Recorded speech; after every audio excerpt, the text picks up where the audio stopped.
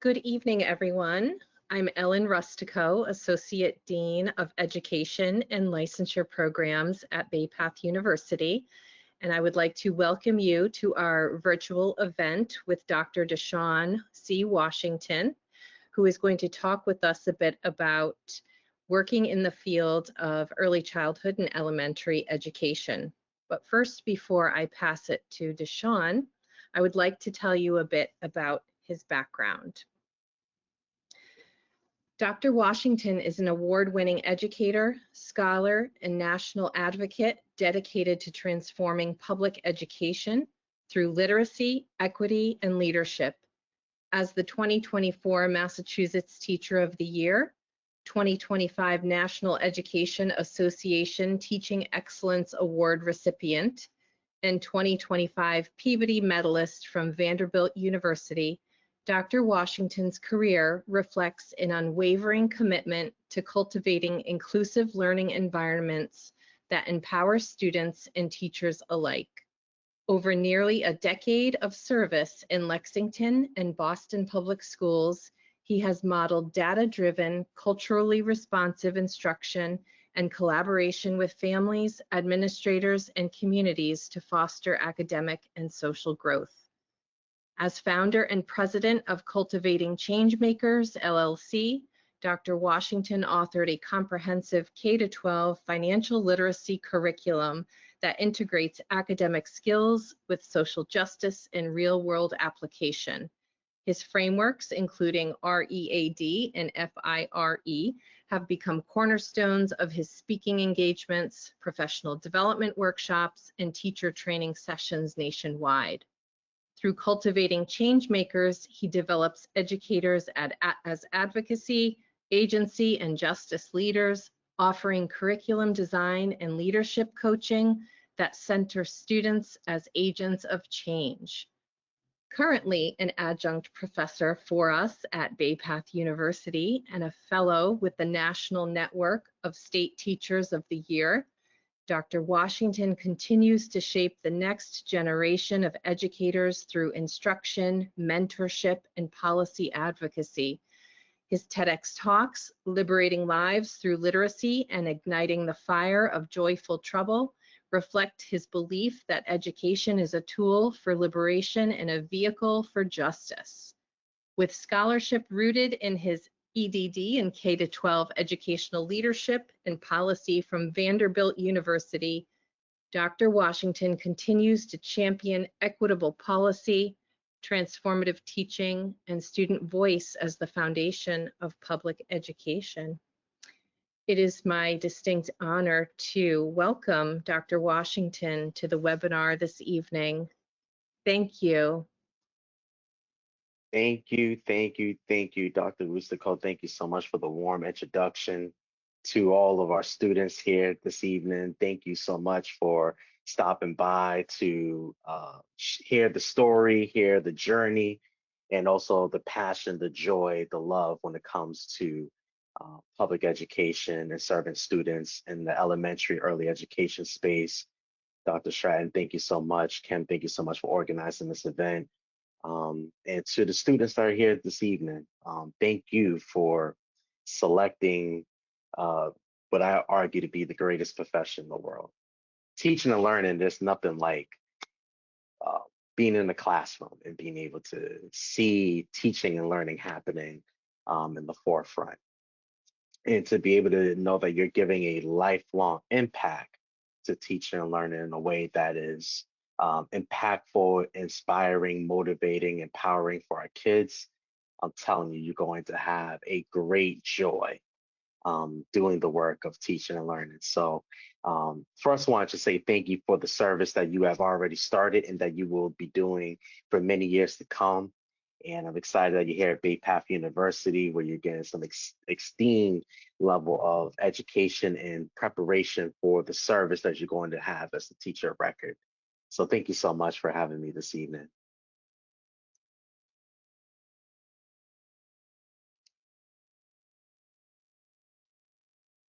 All right. And so in jumping in tonight, I want to begin with talking to you all. It's like having a conversation. I'm going to tell you all the story. a story of my journey into public education. And it started actually all the way when I was 2 years old. And we're going to take a journey all the way through my life, some of the ups and downs of teaching and learning. And I want to give you all some tools that you could use in your own learning experience as well. And definitely will be able to answer any questions that you have as well. So, I know the session is recorded. You definitely want to stay locked in and tuned in because there's going to be some good stuff we're going to talk about. I grew up here in Boston, Massachusetts. Um, and in my growing up days as a young child, very young and toddler age, I spent a lot of time with my grandmother. My grandmother, I will argue, is my first teacher and probably the best teacher I've had. During the time growing up in her house, one of the things that we always did together was read books.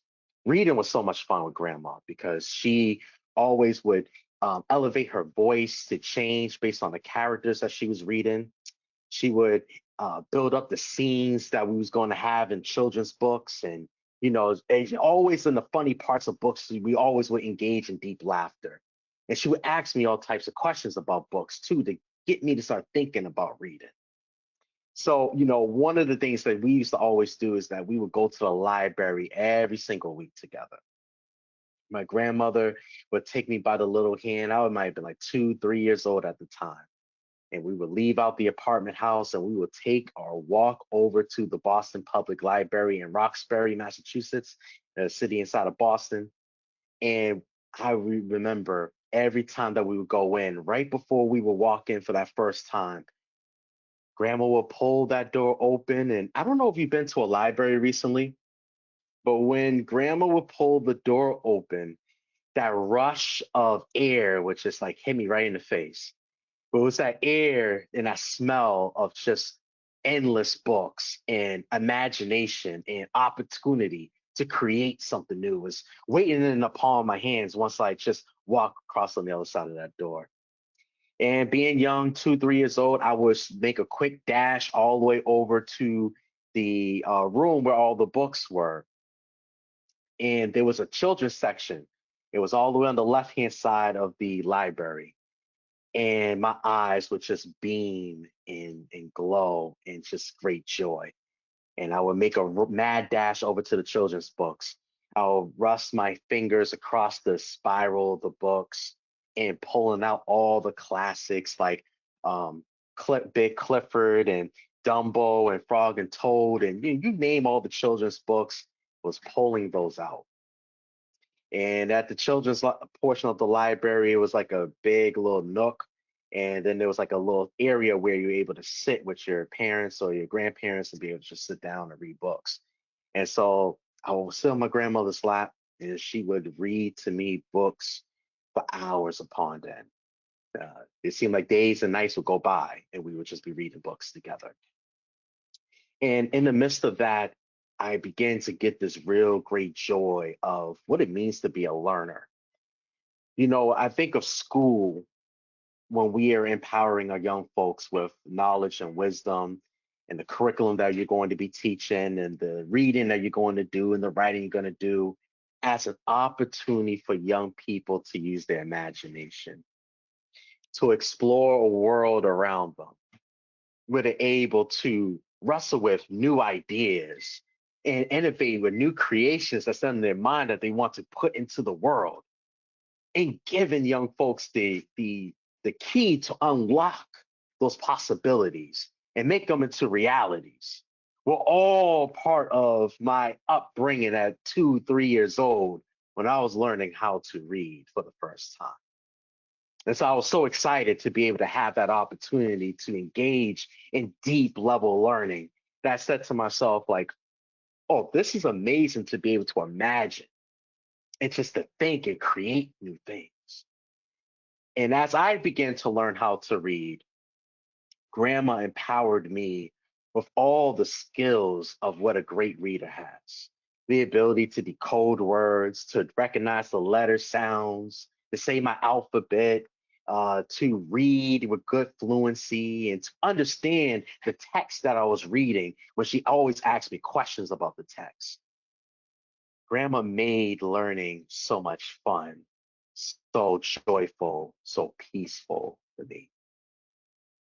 And I remember just being, that young kid at the library with grandma, knowing that I had the world at the palm of my hands. And that's like one of the first things I always talk to young teachers, new teachers, people that are transitioning to teachers of record. We have an opportunity to empower and inspire our young people to have the world in their hands with what I would argue to be the greatest gift in the world, the knowledge and the power of reading. And so it set me up. Grandma really set me up for the early days of my schooling. In the beginning of time, when I was beginning my transition into school and in the early grades of school, I would say that school was very fun. I really enjoyed the projects that we would do, the experiments that we would do in science class. I'm a big math person, so I love numbers and the stories that came with math problems and storytelling and all these different things. It was absolutely amazing. And I love to read. So every time we had a chance to do independent reading, that was my favorite period of the day. Go over to the classroom corner in the old days, and I would just like read books, or sometimes I'd be at my desk reading awesome books and writing about the books I'm reading about and all the possibilities that came with the characters and the complexity of who they are. And it's like, oh man, this was just so much fun. And as I went through schooling, I never truly thought about being a teacher, but I knew that I wanted to help other people, especially to find their love when it came to reading. When I got to high school, I went to City on the Hill Public Charter School in Boston, Massachusetts, the original City on the Hill, which unfortunately our school closed this past June after 30 years of exceptional work that the charter school has done. But I remember this was about 2005, 2009, so around that high school period for me. I remember like rediscovering a little bit of the joy of learning. In my middle school days, I kind of fell off with school a little bit. I wouldn't say I didn't like school, but I wasn't performing at my best. I would say that I was more of a coasting student. You could probably think of a student right now, or maybe someone that you went to school with who very smart in your eyes, but may not apply themselves fully, may need a little boosting to get to there where they wanted to go. I kind of needed that a little bit in my own life. High school really gave that to me, gave me a lot of structure, gave me the tools I needed to advance to that next level as a student, not just from someone that could get A's and B's, but someone who was intrinsically motivated by the joy of teaching and learning. And I think one of the things that really helped me in my high school days was that after school, there were like many students in my high school graduation class that needed help with reading assignments, writing assignments, and math activities. And so I actually hosted like my own like little tutoring room. It's like an unofficial thing. But the students would come after school if they needed like extra help on anything, and I would help them with their homework. I would help them with thinking about the math problems or thinking about the text and the complexity of the characters and the comprehension questions that they would have. I would help them with that. And we would see so many young people come by, and I just recognized that the ability of helping other people was becoming such a strong suit for me, the way that my grandmother helped me when I was a kid to be able to learn how to read. Already was starting to see the empowerment of helping other people to use reading as a tool, a vessel towards academic knowledge. And, in high school, in my senior year, some of my teachers began to talk about, you should think about becoming a teacher. Now, we're going to talk a little bit about the ebbs and flows of what it meant to actually becoming a teacher and some of the stumbling blocks I went through along the way. But I really enjoyed that process of helping other people. and what all that meant. Fast forward a little bit now to college. I went to UMass Boston, the Beacons, shout out to UMass Boston, for my undergrad. And when I went into undergrad, I started off with a major in business. But I needed some work study. I needed some pay. I needed some money. And, school, even back then, I mean, it was cheaper than it is now, but even back then, I needed a little bit of extra dollar.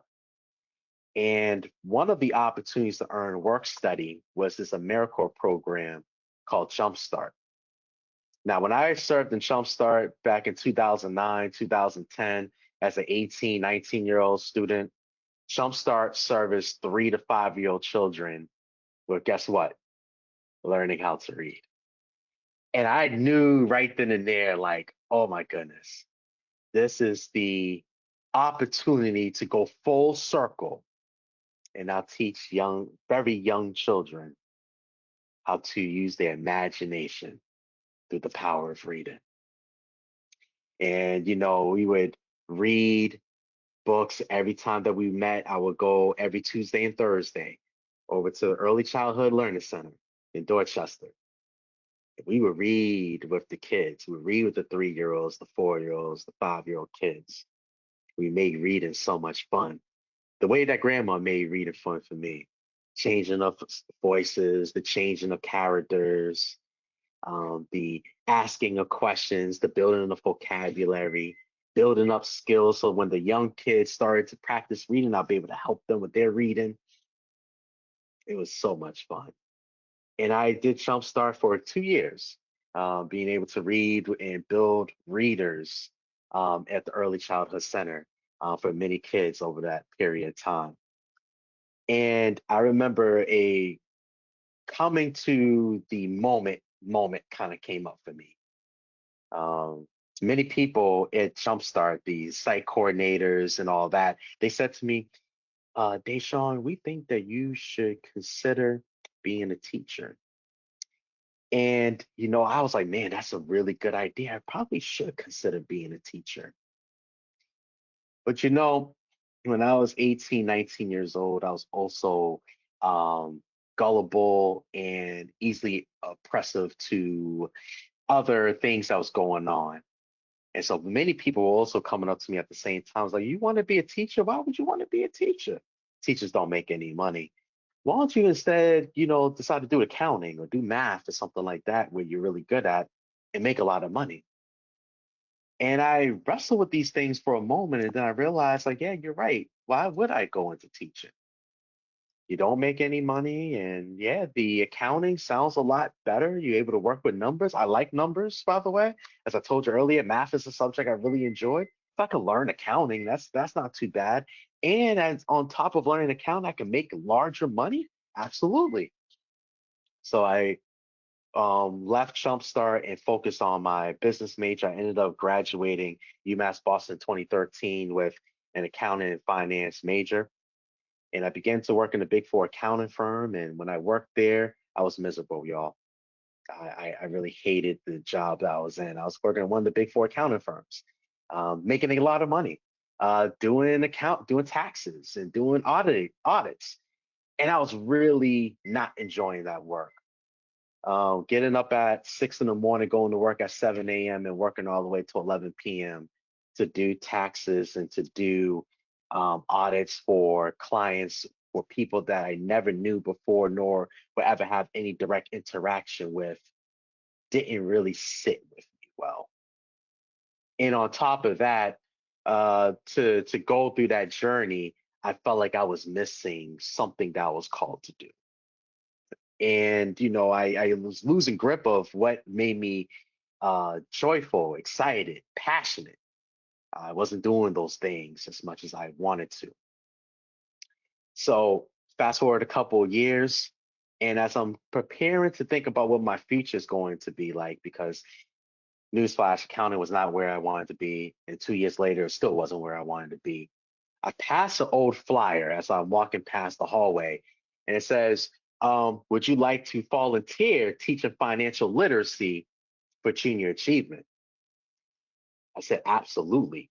Junior Achievement is a nonprofit organization that teaches financial literacy in the greater Boston area to children all across the elementary platforms. So I was going to schools like in Lynn and Lawrence and Lowell.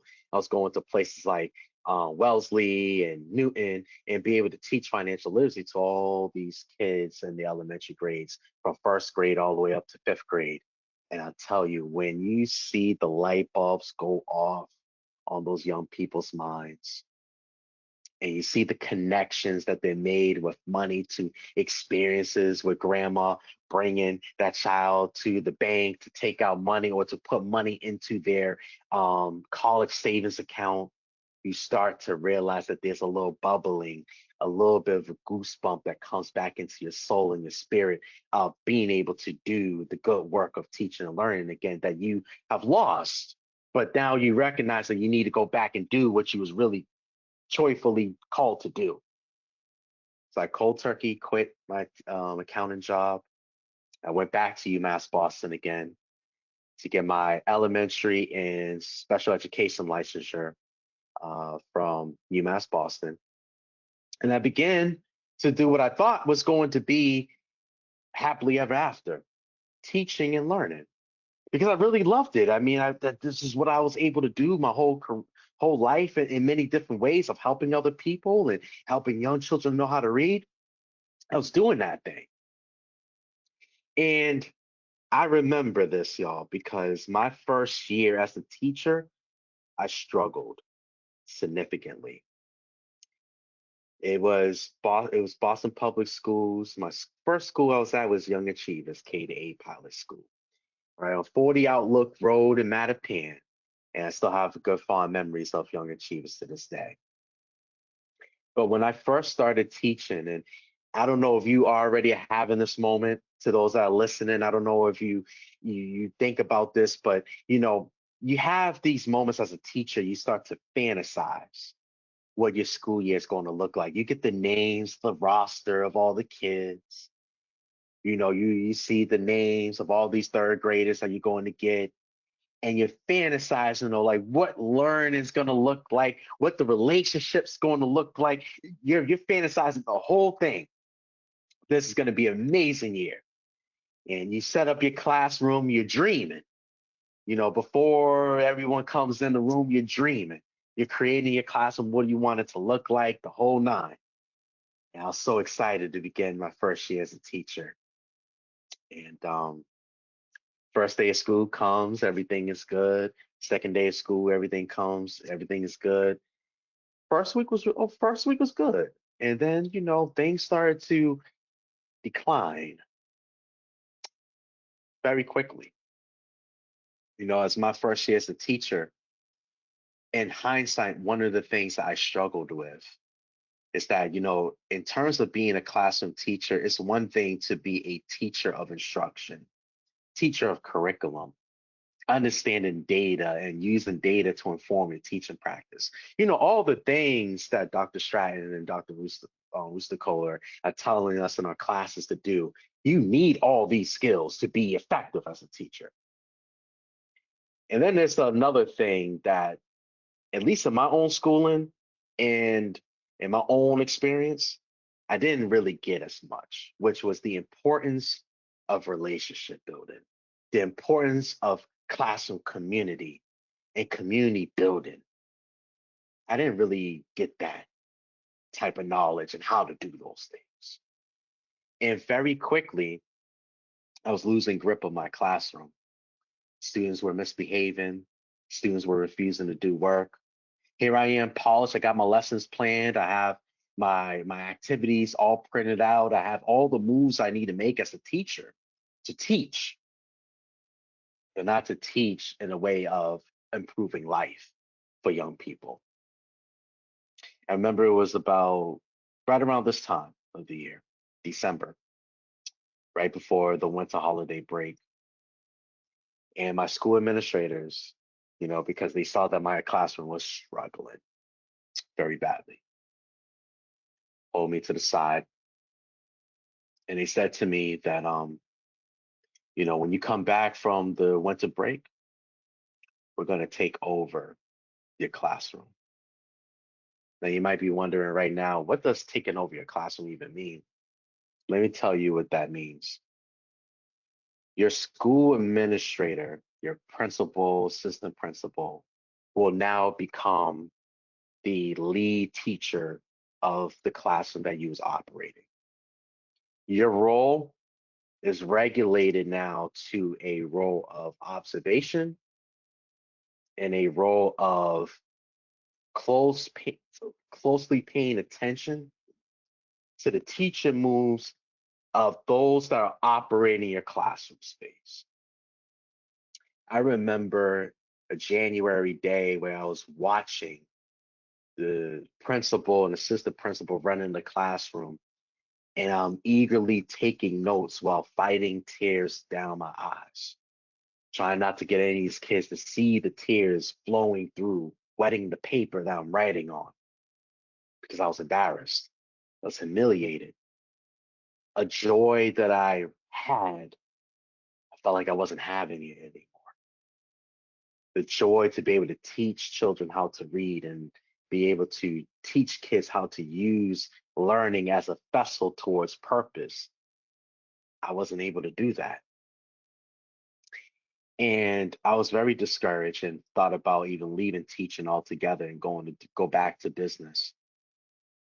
My assistant principal, Mr. Nunez, he came up to me one day and just said, I think you're going to be a very great teacher.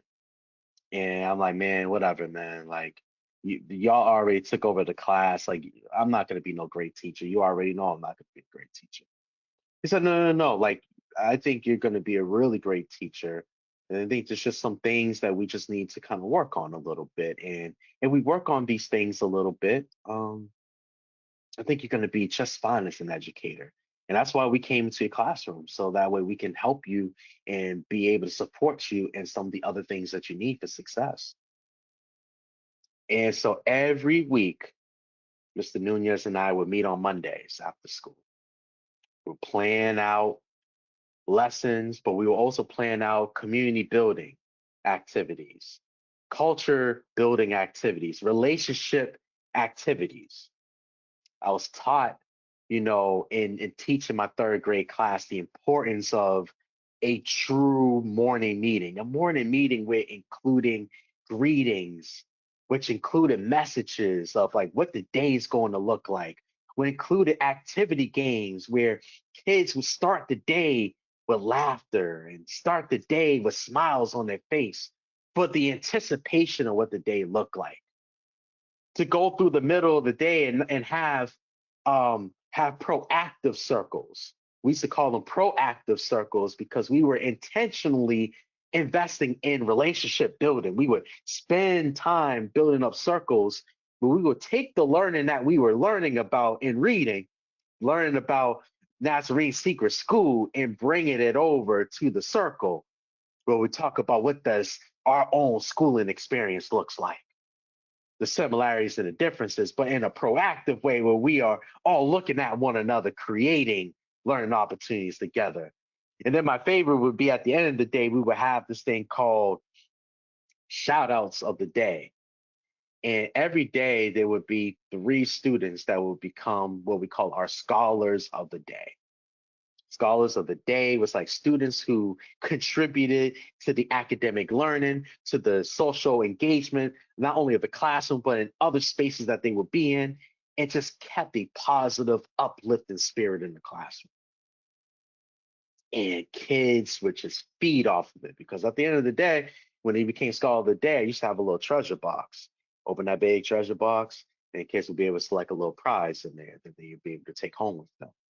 It was something that kids wanted to do, and it became something that kids ran themselves by the end of the school year.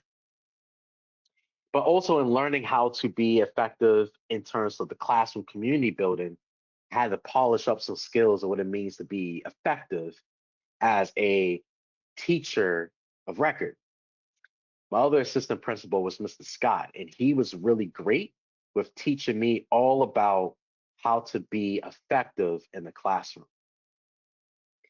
He was the first teacher that told me, or the first person who told me, your classroom needs to have 70 to 80% student voice, 20 to 30% teacher voice.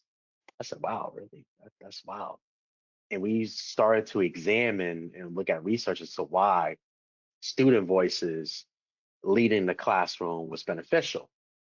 Students having more autonomy to engage in discovery of learning and be able to empower other kids in the discovery of learning allows for students to become more engaged and therefore engage in deeper learning in the classroom. And the teacher becomes a facilitator of knowledge. So when a student brought up, for example, the multiplications array, and we will look at that in third grade in comparison to the repeated addition method, I would ask questions about which strategy is most effective for this type of question, or for this scenario, or for these types of problems, and allow for kids to wrestle with their ideas with evidence that came from their own experience or from the work that we've done before, and using anchor charts and visuals to help them to navigate these conversations. And very quickly, it became less of me in the front of the room and more of us in the front of the room. By us, I mean the community that we were all participating in together. Because great teachers are also great learners. You are learning when you're a teacher. You are engaging in deep learning when you are engaged in teaching. You're learning from your students every day. And a teacher who puts on a learner's hat and operates their classroom from a standpoint of learning together with students in the curriculum is what makes teaching and learning so much more powerful. And it what makes the empowerment of young people to take risk and be able to share those risks with other people even that much more beneficial. And when you take that opportunity to have that lens as a learner, you're taking that opportunity now for you to model what deep learning is all about for your students.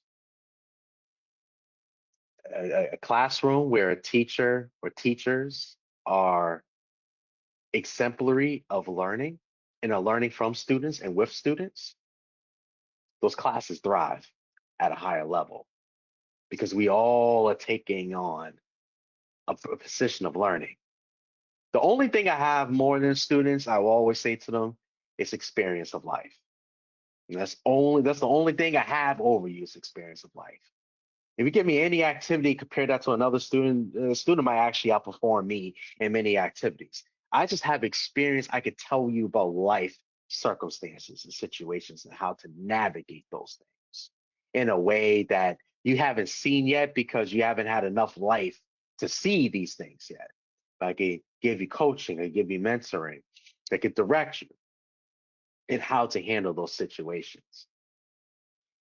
So those early career supports helped me to go from a less than subpar educator to one that I felt was pretty good. I was pretty all right. You know, I never felt like I was like the best teacher or anything like that. But I certainly felt that with the support that Mr. Nunez, Mr. Scott, other great teachers that I had that would come to my classroom and give me nuggets of wisdom, I became better, along with all the great teaching and learning that came from college and things of that sort. I began to put these things together. So, in essence of this part of the story, the conversation we're having, most of us are going to go through learning curves in our experiences of teaching and learning. And we're going to learn things along the way. And anyone who's been a teacher before will tell you that there is a learning curve when it comes to teaching and learning, when it comes to giving instruction to your second grade class, your third grade class, your fourth grade class. And part of that is what makes the journey so much more enriching because it allows for you to use your imagination to explore and allows for you to use experience to inform you and put into reality those imaginatory opportunities of what needs to be done to advance your classroom. I got better and better as a teacher.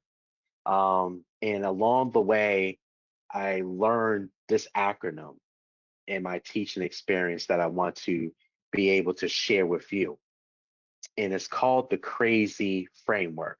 I know that's a kind of a weird term, right? The CRAZY framework. CRAZ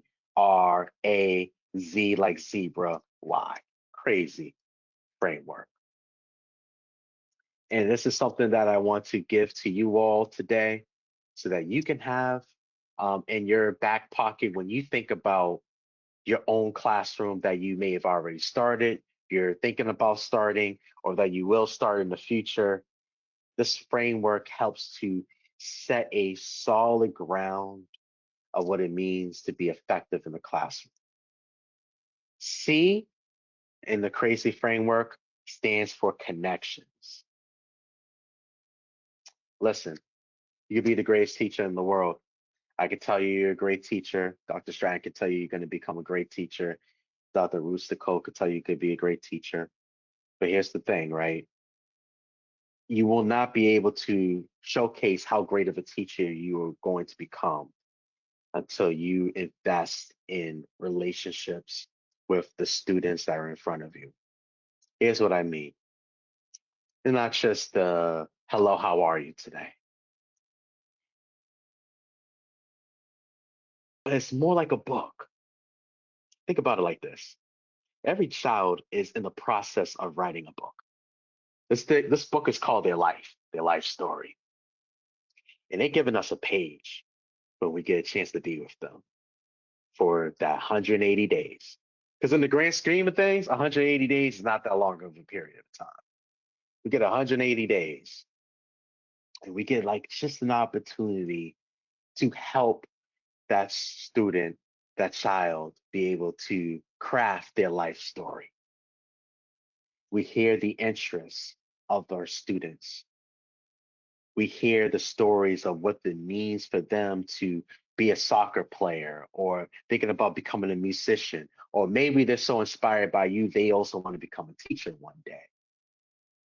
So you plant a seed. Your seed is you periodically, you always go back to some of those conversations and you just kind of spark up. And how was that game last night? Did we get a win last night? How's that recital? I got a chance to go to it. What was the preparation like? Then would go to a few of your students' games and shows and concerts that they may be hosting during the year. You water those relationships, those connections, reinvesting every day in your students. The easy ones, the quiet ones, the ones that sometimes keep us up at night. Every single one of these students, you are watering their book, their story. And sometimes we also have to prune.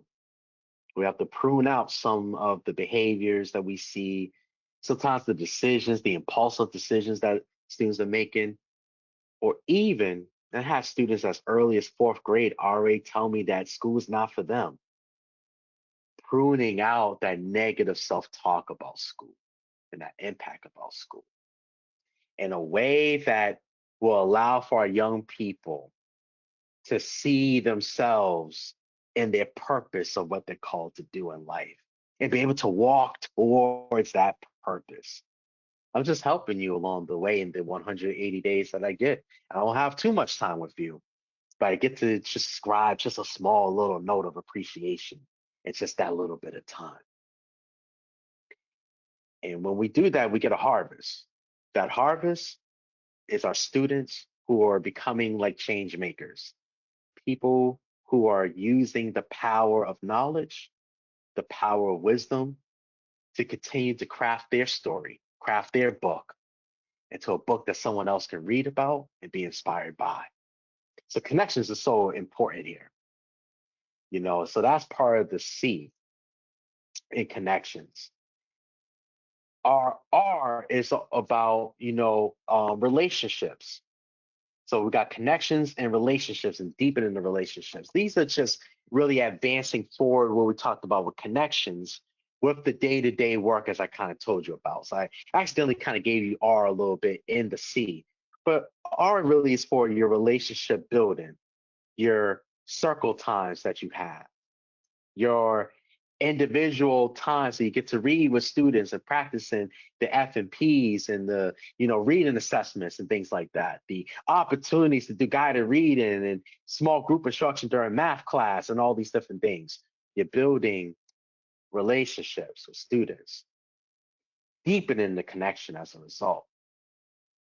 Our A stands for activating student voice.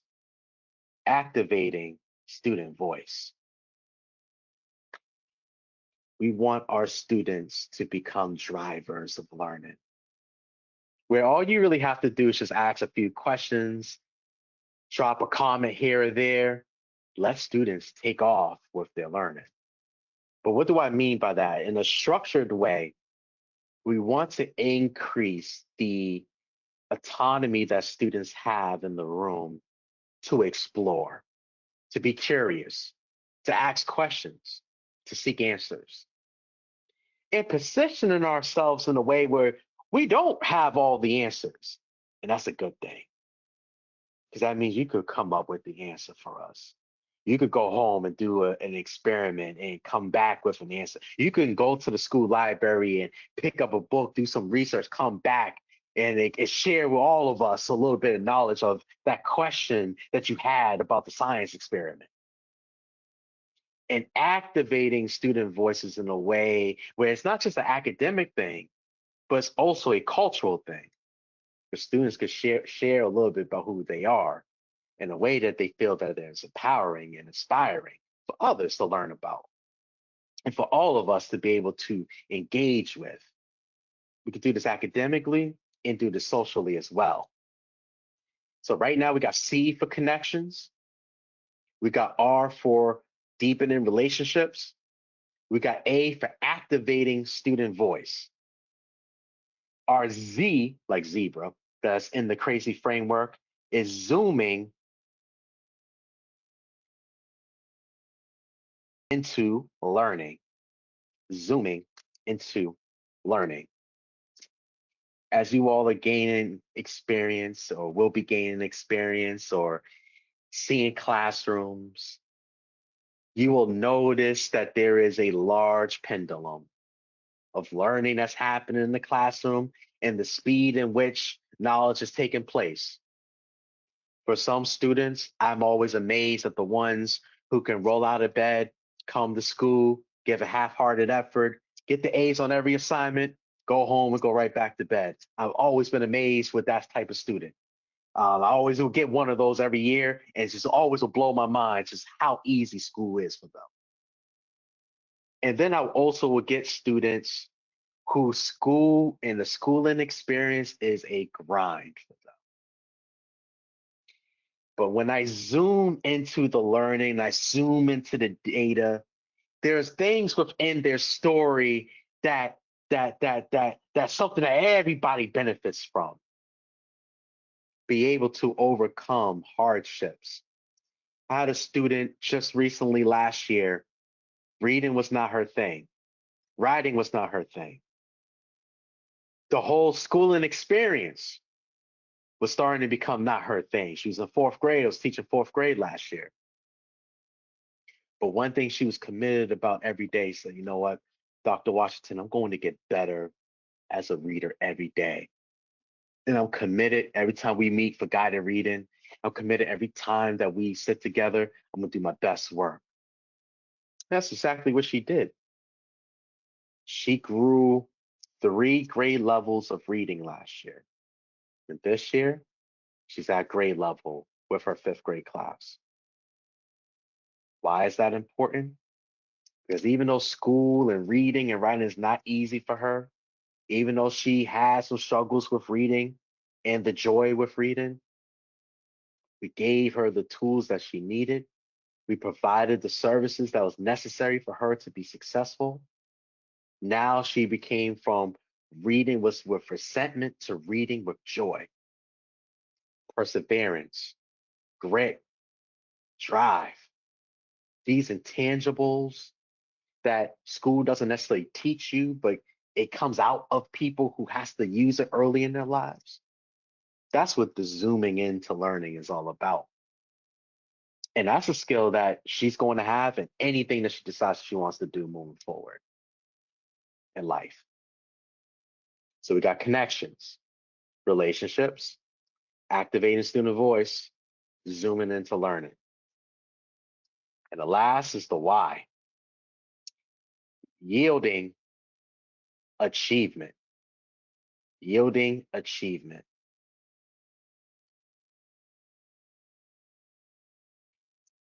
In the beginning of a school year, I would ask students to tell me a little bit about what would success look like for them during the school year.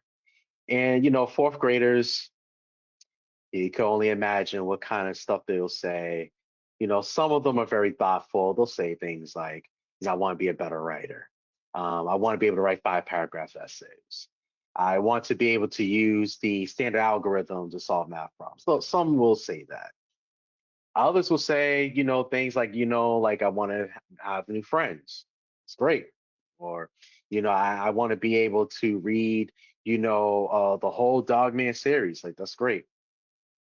And then others will have some other things that, you can only imagine. I want to be able to do XYZ thing, or I just want to go through the whole school year. And you're like, okay. But as we go through the year, we start to think about creating a game plan for every student. So I would have a triangle partnership between the family, student, and myself as the teacher. We will all sit down with every student and be able to game plan what would achievement look like based on the years of history with a student in school and what the student needs in order for them to be successful in future grades. And we say that by the end of June, we would meet these goals. Parents, student, teacher, we all will sign on this document. Family would get a copy, student gets a copy, I get a copy. And when we talk about yielding achievement, sometimes students, they forget about what those goals are. I like to remind them a little bit when I pull them to the side and remind them about the agreement that they had that they're going to work towards because they're bound by the agreement. And that there is two parties that's expecting them to work towards the achievement goal of the school year. You're looking to become a reader at grade level by the end of the school year, and we're only at a level N, and we need to be at level S by the end of the year. But right now we're in the guided reading group, and you're not reading at all. You're just laughing, putting your head down. You're not meeting the expectations that you have for yourself, and what that we have for you, your family, and I have for you. And this is a conversation we have to circle around with family to get them informed that this is something that you got to work on. Because believe it or not, even for students are also accountable to their learning. And sometimes we forget to put ownership on students. They're in school for a reason. They're in school to learn. They're in school to achieve. They're in school representing the last name of their family, the culture and the community that they're representing. They also have something that they're requiring to represent and to give into school. And the agreement helps us to yield achievement. And we could put the stamp on achievement when we reach achievement. Like the child who was once putting their head down, be able to rise their head up and be able to showcase that at the end of the year, we're reading at an S level. And we can put the stamp of achievement down. And we can see the progress along the way of all the universal screeners, all of the sessions that we had at Guided Reading together, all the independent reading time you took advantage of. Say that we achieved, we yielded achievement. That's the success of the student for their hard work, the success of the family reading together with the student, the success of the teacher to reinforce the skills that's necessary. And so the crazy framework, I know I know it's a funny name, but it's a framework that we use for any new teacher, any young teacher that's coming into the profession to say, this is something that you can use in your classroom space, in your community space to develop deep relationships and leveraging those connections and relationships in order for you then to effectively engage in deep learning. I'll say this in closing, and I know that we're kind of getting towards that time and be able to answer questions and all that good stuff. Recently, I published a book, my first children's book, CC's Money Seeds. It's a proof copy, but you can get this on Amazon. And this story is about a child who is learning all about needs and wants and how to make wise decisions in order for her to buy what she needs, a pair of mittens, and then later get what she wants, some stickers. And I share this with you because when I first wrote this book and first made this book, I sat down for a moment and just said, Grandma spent many years with me, teaching me and using reading as an empowerment tool for me to create. And then I spent many years teaching young people either how to read or to deepen in their reading comprehension skills to engage in deeper learning when it came to grade level text.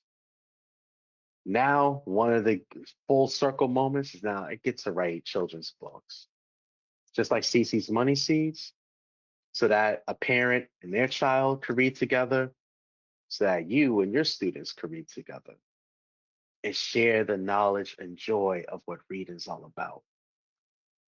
Um, and yeah, I guess I'll leave it there. And anything I might have missed, anyone could chime in and I can answer any questions that's had. But yes, it's the greatest joy in the world, teaching and learning.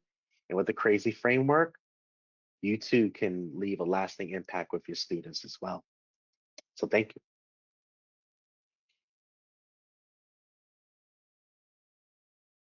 Dr. Washington, on behalf of Bay Pass Education Department, Dr. Rustico, Dr. Stratton, and myself, I just want to wholeheartedly an amazing and impactful presentation this evening. Thank you. Thank you, Ken. Appreciate that.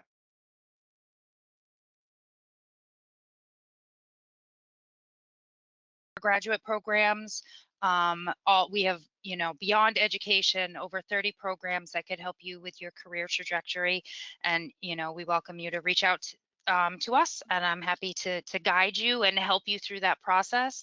So at this time, if anybody has questions, please feel free to enter them in to the question chat box, and I'm happy to relay them, and we can, you know, generate some conversation here. I'd love to hear what you all might be thinking or any questions or thoughts you might have.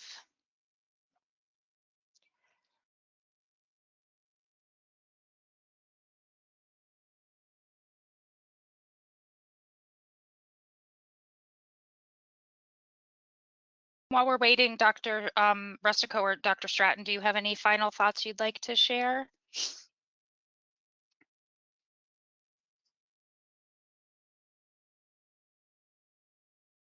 I am just so excited about Dr. Washington's new book. Thank you. Thank you for holding it up. I'm just so excited that you are bringing this curriculum into a children's book and into classrooms because it is so needed. So thank you. Absolutely. Thank you. Thank you. Thank you. I do have a question for you, Dr. Washington. I may have missed it, but how long did it take for you to obtain your doctorate in education? Great question. So I didn't talk about my doctorate at all. So in the midst of my years in Lexington, I started off my doctoral program, EDD in Educational Leadership and Policy. I got in the program February 2022, started that May 2022. It took me 3 years. So I just graduated in May. I defended it back in April. So very new in the world of being a doctor, but it's was such an amazing experience, y'all. I think, if anyone's thinking about becoming a doctoral student and going through the doctoral program, know that Bay Path University has an EDD program. There is definitely an enriching experience when it comes to the cohort model and being able to learn with and be with an entire group of educators from different stages of their career. I was with superintendents and principals, classroom teachers, nonprofit leaders, all, you name it. And they all had a passion, a joy when it came to education. It was in different seats and different spaces, but we were able to all engage in great learning. I would say probably the greatest challenge in the doctoral program for me personally was balancing the reading assignments in the beginning with being a full-time classroom teacher. And I was flying out to Nashville every 2 weeks. So I was actually going on a plane every Friday morning, flying out to Nashville at 5 a.m., get there around 7 a.m. Central Time, get on an Uber, get right to class for 8 o'clock, had all day Friday, all day Saturday, and then fly right back to Boston Saturday night. And you kind of get used to it after a while, but it was a little exhausting. And you're still a full-time classroom teacher. I became Massachusetts Teacher of the Year during my doctoral program. Became Teacher Excellence Award winner during my doctoral program. Did a TEDx talk during my doctoral program. There was a lot of things I were doing during that period of time that I had to build tolerance for, but I think just the balance of schedule, the balance of travel, and the demands of a doctoral program while also maintaining effectiveness in the classroom was all like challenging, but also rewarding at the same time. But yes, Amazing. Congratulations. We're going to leave it open for one more minute. If anybody has any questions, please feel free to jump on and enter that into the question box. And